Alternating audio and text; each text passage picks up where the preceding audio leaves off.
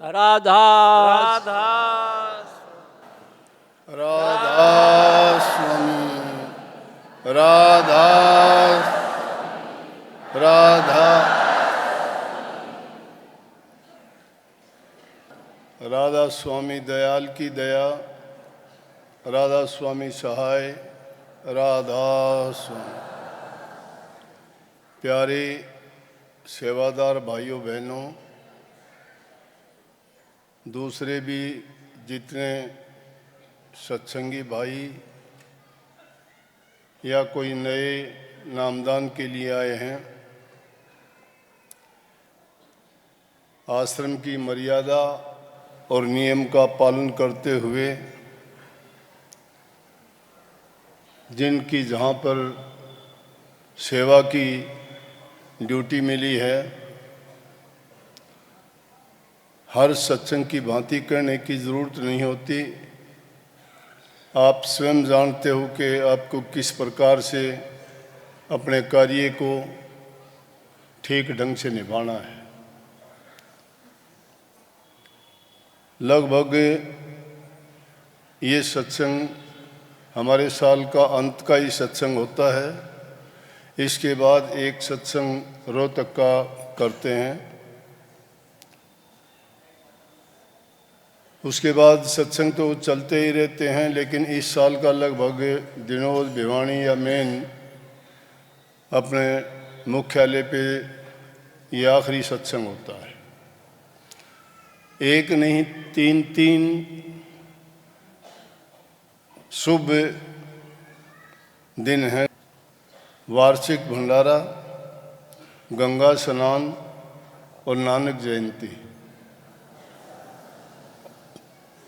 बहुत अच्छी बात है, भागी लोग हैं आप।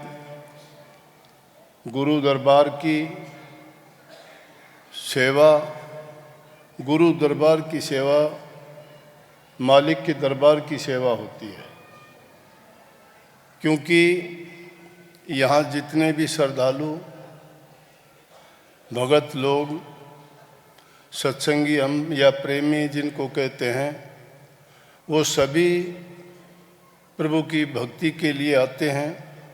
तो सबके दिल में, ख्याल में, विचार में गुरु भक्ति, प्रभु भक्ति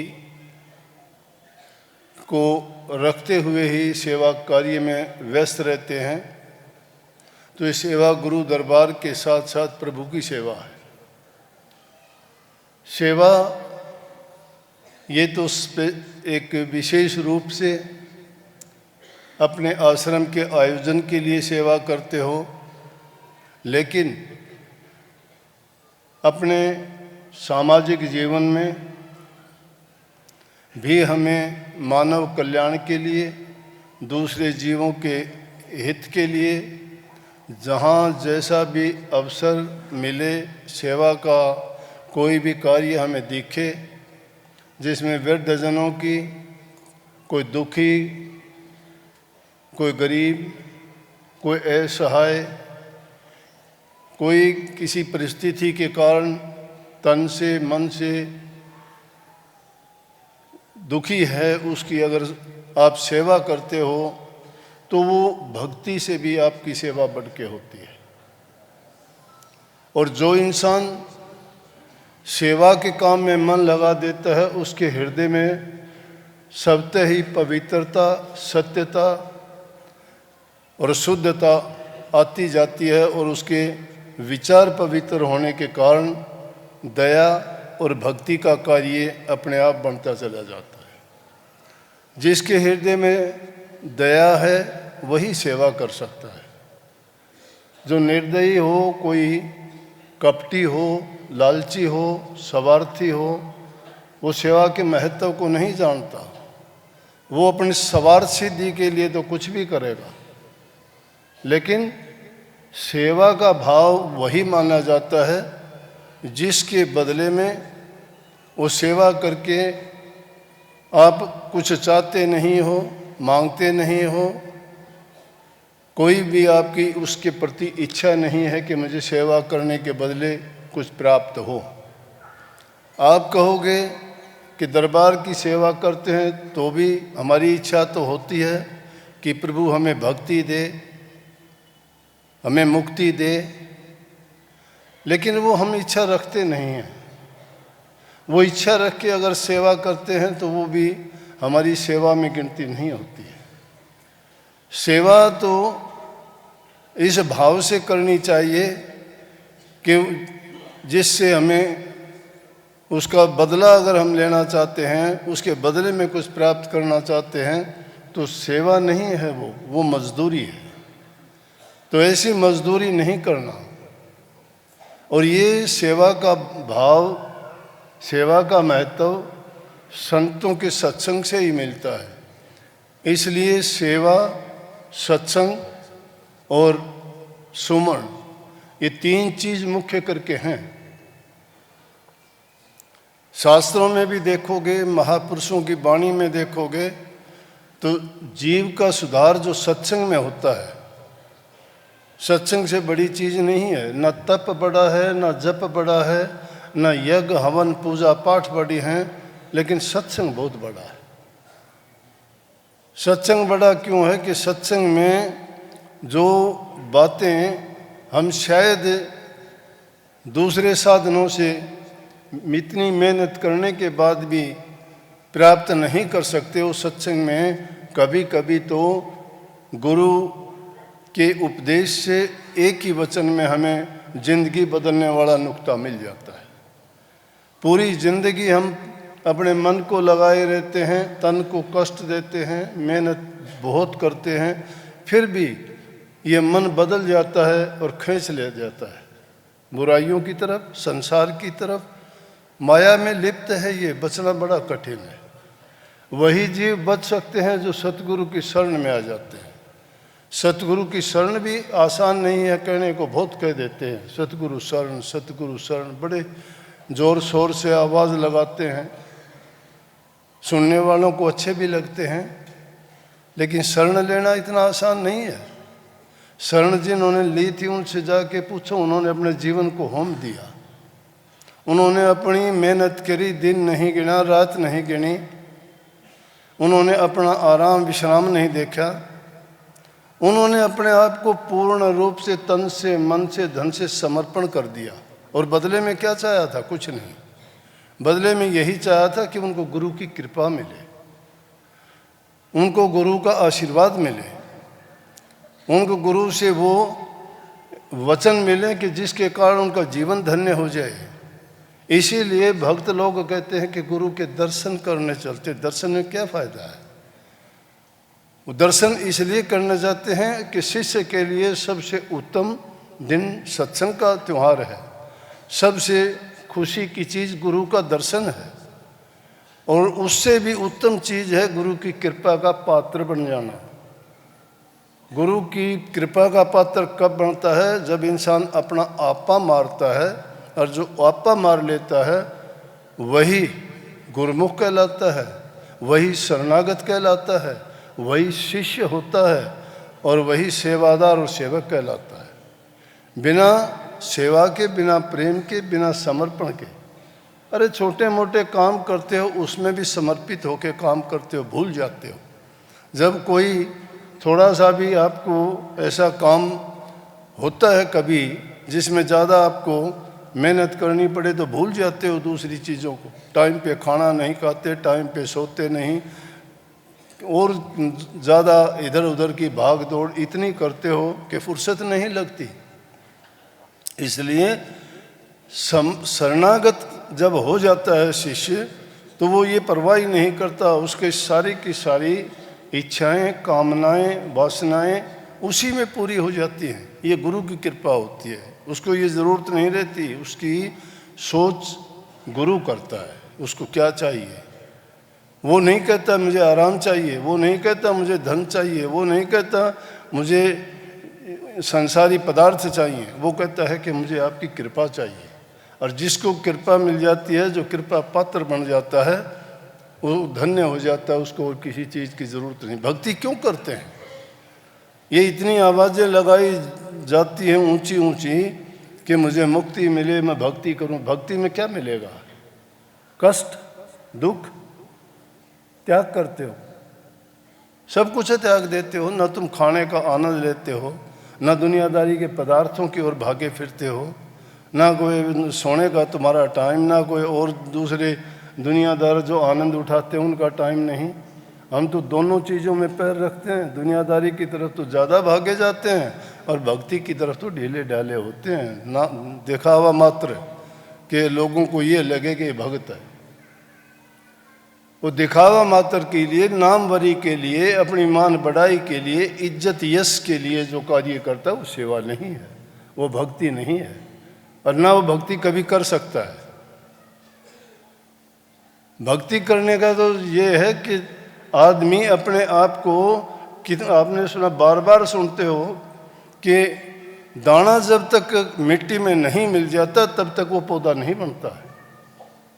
अपने आप अपनी हस्ती को जो खो देता है उसी की हस्ती बनती है। जो अपने आप जो हस्ती बनाना चाहता है ना, वो बनता नहीं है, बिगड़ जाता है।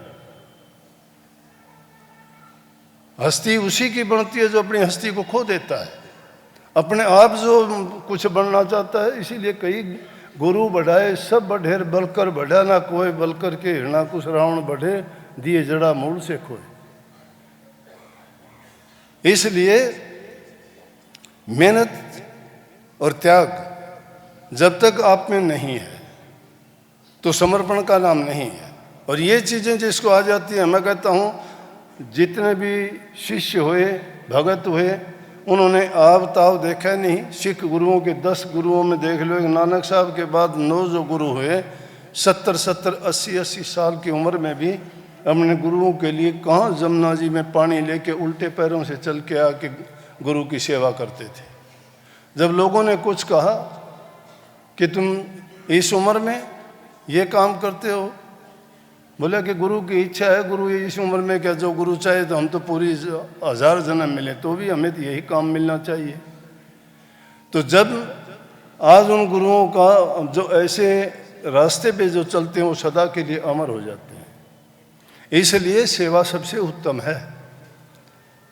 सेवा को ये नहीं समझ लेना घरों में आप जो काम नहीं करते हो दूसरे लोगों से करवाते हो, और यहाँ आके करते हो। कौन सी चीज़ करवा लेती है आपसे सेवा? कौन ताकत है वो गुरु का विश्वास और श्रद्धा तुम्हारे दिल में होता है। घर में बैठे कभी ब्लड प्रेशर की शिकायत करते हो, कभी शुगर का नाम लेते हो, कभी कहते हो सिर दर्द है, कभी जुकाम बुखार का नाम लेते हो, खाट नहीं छोड़ते। लेकिन यहाँ चाहे कितनी भी आपको तकलीफ़ें होती हैं, फिर भी आप यहाँ आके काम करते हो। क्यों करते हो? तुम नहीं करते, तुम्हारा विश्वास करता है। क्योंकि आपने उस सेवा के दौरान अपना मन किसको दे रखा है?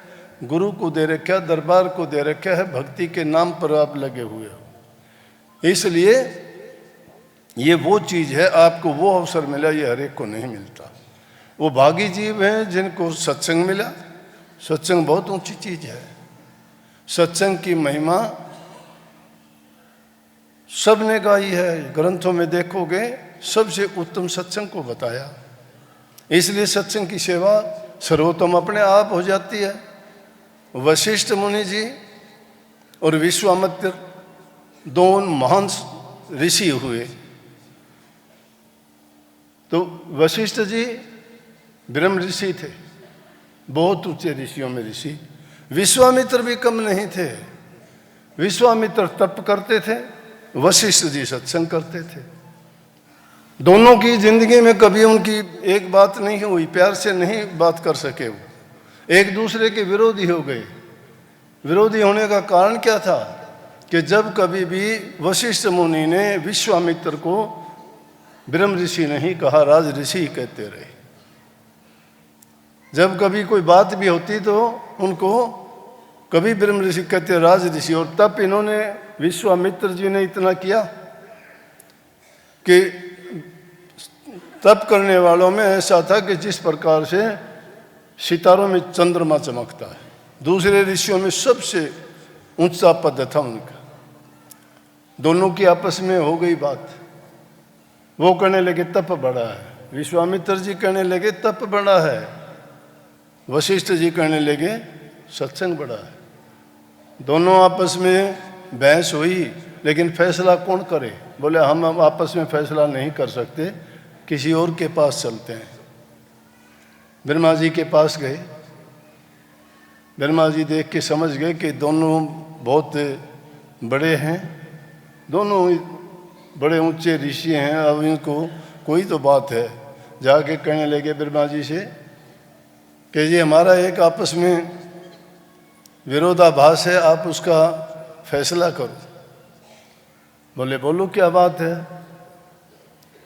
कहने लगे ये कहते हैं कि तप बड़ा है, मैं कहता हूँ कि सत्संग बड़ा है। बोले मुझे कहाँ फुर्सत है, सृष्टि की रचना करता हूँ, इतना काम है। आप ये काम तो जाओ विष्णु भगवान के पास जाओ या महादेव जी के पास जाओ, वो सुरजड़ा कर देंगे आपको। उनके पास गए, महादेव जी के पास पहुँचे। बोले और ऋषियों कैसे आना हुआ आज? बोला जी क्या बताएं, हमारा आपस में फैसला नहीं हो रहा है। एक बात पर ये कहते हैं कि तप बड़ा है, मैं कहता हूँ कि सत्संग बड़ा है। बोले अरे यार, दुनिया के काम इतने ज़्यादा, मुझे तो फुर्सत नहीं है। ये काम तो आपका शेषनाग कर सकता है फैसला, और के बस की बात नहीं। दोनों शेषनाग जी के पास पहुँचे। शेषनाग जी ने देखा पृथ्वी उठाई हुई है सिर पर। दोनों ऋषि पहुँचते हैं, जाके शेषनाग जी से प्रार्थना की कि हमारा फैसला करो। बोलो हाँ क्या फैसला है?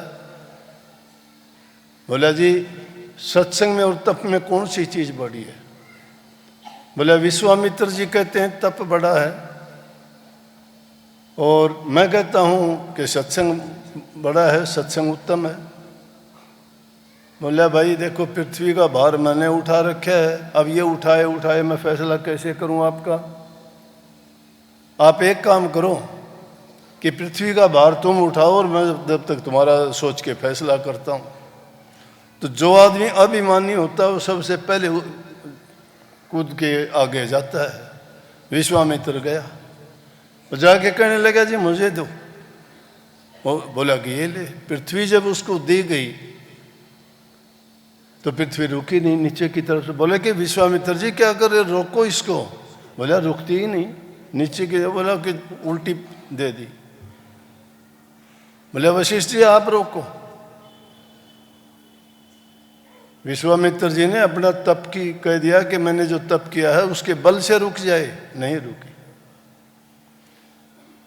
शेषनाग जी कहने लगे वशिष्ठ जी आप रोको। वशिष्ठ जी ने ली और कहने लगे कि मेरा सत्संग के बल से पृथ्वी रुक जाए। पृथ्वी वहीं रुक गई। बोला बोलो जी करो फैसला। अब पृथ्वी भी रुक गई। बोला भाई फैसला तो हो चुका, मैं क्या फैसला करूं? बोला फैसला कहाँ हो गया? बोला फैसला हो गया, आपके तप के बल से तो पृथ्वी रुकी नहीं और इनके सत्संग के बल से पृथ्वी ठहर गई है। तो अब देख ले कौन सी चीज़ बड़ी है। कहने का आशय यह है कि सत्संग सब चीज़ों से बड़ी है। सत्संग में इंसान के विचार पवित्र होते हैं। जिस प्रकार दुनिया में हम कहते हैं ना अपने देश में कि गंगा जी पवित्र है, गंगा में नहाने से सब पाप धुल जाते हैं, इसी प्रकार से सत्संग में आने से बड़े बड़े पापियों के पाप दूर हो जाते हैं, उनके हर प्रकार के कष्ट दूर हो जाते हैं। लेकिन वो सच्चे मन से पूरे विश्वास के साथ अगर जाते हैं तो। इसलिए सत्संग गंगा की तरह से है।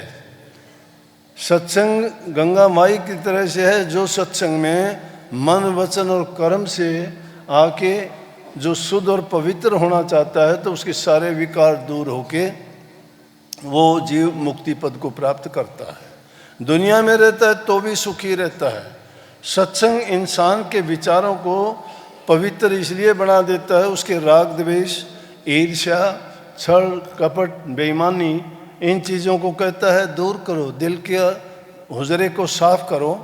जब दिल तुम्हारा पवित्र हो जाएगा, ना किसी से बैर रहेगा, ना किसी से ईर्ष्या रहेगी, ना तुम्हारे दिल में कपट रहेगा, ना कोई लालच रहेगा, ना कोई लालसा रहेगी, ना कोई लोभ रहेगा, ना किसी प्रकार के मलिन वासनाएं रहेंगी। यही चीज़ें इंसान को खराब करती हैं। जब वो वासनाएं फुरती हैं जब कोई लालच उठता है, कोई अहंकार पैदा हो जाता है इंसान का, वो ले डूबता है। एक ही चीज़ ले डूबती है, ज़्यादा की ज़रूरत नहीं है। और हमारे अंदर तो क्या है कि सब की सब चीज़ है। क्यों है? क्योंकि जिस देश में और जिस वातावरण में हम रहते हैं उस पर कब्जा काल और माया का है। और वो काल और माया सबकी बुद्धि को हर लेती है। हमारी औकात नहीं है। बड़े बड़े ऋषि, बड़े बड़े संत, बड़े बड़े मुनि, बड़े बड़े त्यागी, जिन्होंने पूरी पूरी जिंदगी 60-60 हजार वर्ष लगा दिए तप में और मन की शुद्धि करने में और प्रभु की भक्ति की प्राप्ति के लिए, उनके ऐसे दौर चले, इन्होंने ऐसे दाव चलाए काल और माया ने कि मिनटों में वो धराशायी कर दिए, बर्बाद कर दिए। इसलिए सत्संग जितने इस जीव को मिले उतने ही उत्तम हैं, लेकिन उस सत्संग में आके हमें लाभ उठाना चाहिए। सत्संग की मोहर लगवाने से आपका बेड़ा पार नहीं होगा। सत्संग अपने कर्म में, अपने जीवन में उतारोगे तो ही आपका सुधार होगा। सत्संग नाम का नहीं होता कि नाम ही हो गया, सत्संग हो गया, हमने नाम ले लिया। अरे नाम क्या है? नाम तो कोई भी लोगे, लेकिन जब तक तुम्हारे विचार सही नहीं है, मन पवित्र नहीं है, भावना नहीं सुधरी है, जब तक विकृतियां हमारे दिल के अंदर भरी हुई हैं, रात दिन घातरी हमारी खत्म नहीं होती हैं, एक दूसरे के प्रति भाव हमारे अच्छे नहीं हैं, फिर कहाँ से शुद्ध हृदय, शुद्ध पवित्र हृदय के बिना प्रभु की भक्ति कैसे कर पाओगे?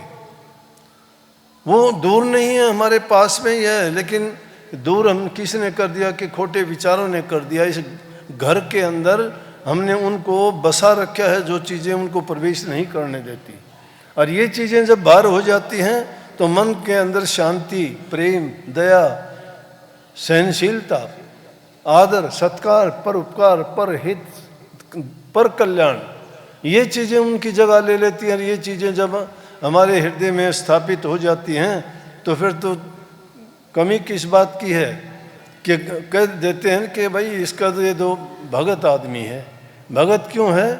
कि इन चीज़ों से दूर हो गया। लेकिन बात क्या है? नाम सत्संग का ले लेते हैं, काम वही होते हैं हमारे, आगे कुछ होते हैं, पीठ पीछे कुछ होते हैं। ये सत्संग की मर्यादाएं नहीं है, सत्संग के गुण नहीं है। आपको कोई मजबूर नहीं करता कि आप सत्संग में आओ। किस लिए मजबूर करता है कोई? आप अपने हित के लिए आए हो, अपने सुधार के लिए आए हो, उसमें भी हेरा फेरी। अगर गुरु के लिए आते हो तो करो हेरा फेरी, मान लेंगे। अरे तुम्हारे काम के लिए आए हो, तुम्हारा हित है, उसमें सुधार तुम्हारा होना है, कल्याण तुम्हारा होना है, और फिर तुम उसमें भी हेरा फेरी करते हो, उसमें भी झूठ और बेईमानियां करते हो। कहाँ के सत्संगी होगे? फिर सत्संग में आओ, निष्कपट होके आओ, निश्चल होके आओ। निश्चल और निष्कपट, जब तक कपट भरा हुआ है, कहाँ से सत्संगी हो? प्रेम नहीं है, दिल के अंदर भावना ही दूसरी है। सत्संग तो इंसान को, उसके विकारों को मिटा देता है, लेकिन वो भाव नहीं है। फिर भी इतनी बात है कि चलो दुनियादारों से इतने अच्छे हो कि कम से कम कुछ तो बुराइयां छूट जाती हैं। अब सत्संगियों की बात सुनते हैं, रोजाना ऐसे ऐसे केस सामने आते हैं कि नाम सत्संगी का, कर्म उनके दुनियादारों से भी बुरे हैं। कहने वाले, देखने वाले भी कह देते हैं कि सत्संगियों के काम है क्या, इनको आप सत्संगी कहते हो, आपके सत्संग में आते हैं। भाई बात तो ठीक है कहने के लिए, देखो हम तो बात अच्छी बताएंगे, अब ये तो मानने वाले पर है, वो कितनी मानता है। अगर कोई नहीं मानेगा तो उसके लिए कुछ भी नहीं है, जो मान लेगा उसके लिए तो गुरु सब कुछ हो गया। काफ़ी ऐसे लोग भी आते हैं जो आके बेचारे, बहुत ऐसे लोग कहते हैं कि आपने जीवन बचा दिया हमारा, धन्य हो गए हम तो। क्यों? कि उन लोगों ने बात को मान लिया, उन लोगों ने अपने हृदय को साफ कर लिया। जिन्होंने साफ कर लिया उनको जो है उस चीज़ का प्रमाण भी मिल गया, परिणाम भी मिल गया। जो हृदय को तो साफ नहीं करते, नाम गुरु का लेते हैं, फिर कहते हैं कि मेरा ये, जब हमको वो दवाई मिल गई और वो मिलने के बाद भी वो ये बात गुरु से पूछने जाते, क्यों पूछने जाते हो? जो चीज़ आपको दी गई है, आपको जो हुंडी लिख के दी गई, उसको कैश करवाओ, क्यों नहीं करवाते? जिसने भी नाम की ओट ली, प्रभु का भगत हुआ, उसके काम नहीं हुए क्या? लेकिन आज के ज़माने में तो गुरु भी ऐसे हैं, शिष्य को धोखा देते हैं, उनसे झूठ बोलते हैं, कपट करते हैं, पल्ले कुछ है नहीं, शिष्यों को बहकाते हैं कि तेरा कल्याण होगा, तेरा ये कर दूंगा। वो गुरु क्या कर देगा? गुरु जो करता है वो तो मानते नहीं। गुरु का पहला तो वचन का मानना है। गुरु भक्ति पर इतनी दृढ़ करके बात कहते हैं कि गुरु भक्ति करो। गुरु भक्ति क्या है? गुरु के वचन को मानना। गुरु कौन से वचन बताता है? पहले बताता है कि अपने जीवन को अच्छा सच्चा बनाओ, बुराइयों से बचो, दिल में दया प्रेम रखो, बूढ़े बुजुर्ग की सेवा करो, प्रेम करो, जबान से मीठे बोलो, और ये गुण अपनाओ, फिर देखो तुम्हें नाम का आनंद मिलेगा कि नहीं मिलेगा। दिल के अंदर बुराइयां तो इतनी भरी हैं, फिर नाम का कहते हो जी भजन नहीं बनता मेरा, सुमरण नहीं। सुमरण कहाँ से होगा? सुमरण करते तो हो तुम। उस सुमरण में कोई कचाई नहीं है।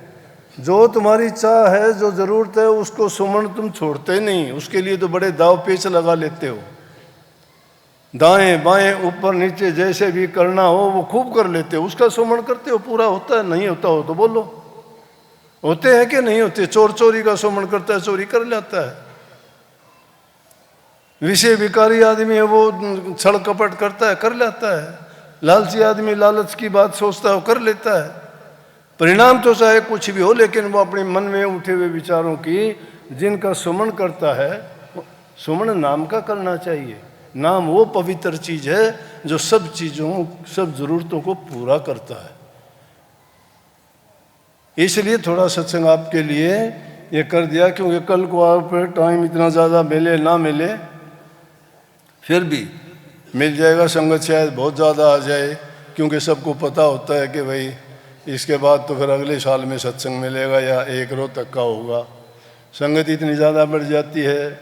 थोड़ी परेशानी है कि वो आश्रम जीर्णोद्वार में अभी तैयारी नहीं हुई है। हो सकता है टाइम और एक आधा सत्संग यहाँ करना पड़ भी जाए।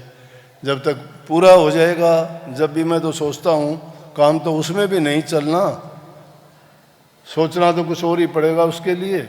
लेकिन फिर भी पहले कोशिश तो यही करते हैं कि आदमी पहले सोचता है कि मैं पाँव फैला के सोऊं। पाँव फैला के सोता है, फिर भीड़ पड़ती है तो थोड़े पाँव मोड़ भी लेता है। फिर मोड़ने से भी काम नहीं चलता तो और वो गर्दन वो इकट्ठा हो जाता है। फिर भी काम नहीं चलता तो बैठ के सोचता है। फिर नहीं चलता तो सोचता है खड़ाई हो जाऊं। लेकिन आखिर में उसको कुछ ना कुछ इलाज उसका ढूंढना ही पड़ता है। तब कुणबा तो बढ़ता जाता है।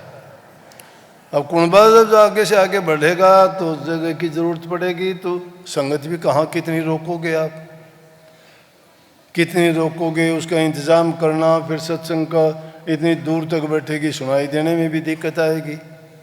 तो इसका इलाज तो कुछ और ही होगा। जिन्हें दिनों में ही बहुत ज़्यादा और भी ऐसा हो जाएगा, लेकिन वो बनता है, कुछ दिन तो चलेगा काम उसमें।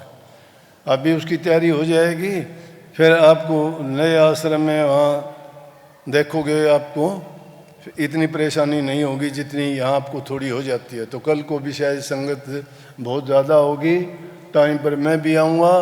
तब तक आप अपने सेवा के काम में पूरी रुचि के साथ, चोर उचक के जेब कतरों से बच के रहना। इन सत्संगियों में ही वो अच्छे सत्संगी मिलेंगे आपको, तुम्हारे जो है नज़दीक लगेंगे, मीठे बोलेंगे, कहाँ से आई हो, क्या करती हो, क्या ले आई हो, सब बातें करके, और फिर तुम्हारी अच्छी सेवा भी कर जाएंगी जाते जाए। तो ऐसी सेवा ना करवाइयो, तुम ही कर लियो सेवा। उनकी सेवा ये है, वो उसी लालसा के लिए आएंगे, वो अपनी इच्छा पूर्ति के लिए, वो भी अपने देव को मना के आती हैं। उनके भी देवता अलग हैं। उन देवताओं से प्रार्थना करती हैं कि मेरा ये काम पूरा करवाइए, मैं आपको ये चढ़ाऊँ, ये करूँ, वो करूँ। मैं नाम नहीं लूँगा क्या क्या कहते हो, मतलब उनके वो निश्चित हैं क्या क्या करती हैं, प्रसाद चढ़ाना या और कुछ। तो उनको भी रिश्वत दे के अपना काम करवाते हैं, क्योंकि वो देने वाले हैं, उनसे वो करेंगे। लेने वाला लेता है, देने वाला देता है। ये तो व्यवहार की बात है ना, तो उससे मांगोगे तो वो तो देगा। जिसके पास जो है वो वही देगा। इसलिए खूब प्रेम से सेवा करो, शांति से रहना, बच्चे इधर उधर से आए ख्याल रखना। ये जो नादान बच्चे आते हैं, कई बार ऐसी बात होती है कि आते तो हैं सत्संग के लिए, लेकिन बाद में कोई लड़कों से लड़की मिलती है, कोई बात हो जाती है। कई ऐसे केसेस आए हैं कि भाई पूछते हैं तुम्हारी मुलाकात, बोला सत्संग में हुई थी, फिर वो थोड़े दिन के बाद में बात दूसरी हो जाती है। तो ऐसी घटनाओं से मेहरबानी करके बचना। यहाँ सत्संग है, शुद्ध विचार और शुद्ध हृदय से अपना सेवा का काम करो, दूसरे विचार लेके यहाँ मत आया करो। अगर ऐसे विचार लेके आओगे बर्बाद हो जाओगे, तुम बर्बाद हो जाओगे। चोरी कचोरी छल कपट करने वाला खुद बर्बाद होता है। थोड़े दिन चलेगा, ज़्यादा दिन नहीं चलता वो। तो इसलिए ऐसे बच्चों पर भी खास निगरानी रखनी है, क्योंकि काफ़ी बच्चे आते हैं ऐसे। तो कल को फिर मुलाकात होगी, सत्संग, नामदान, दर्शन, मेला सब मालिक सतगुरु कृपा करेंगे, अच्छे से अच्छा हो।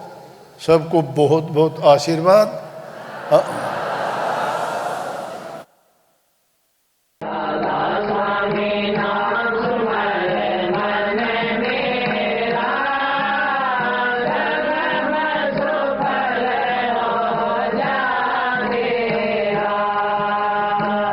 हमारे संत वाणी चैनल को सब्सक्राइब करें, वीडियो को लाइक करें, शेयर करें और हाँ, बेल आइकन पर क्लिक करना बिल्कुल ना भूलें, ताकि हमारी किसी भी वीडियो की सूचना सबसे पहले आपको मिले।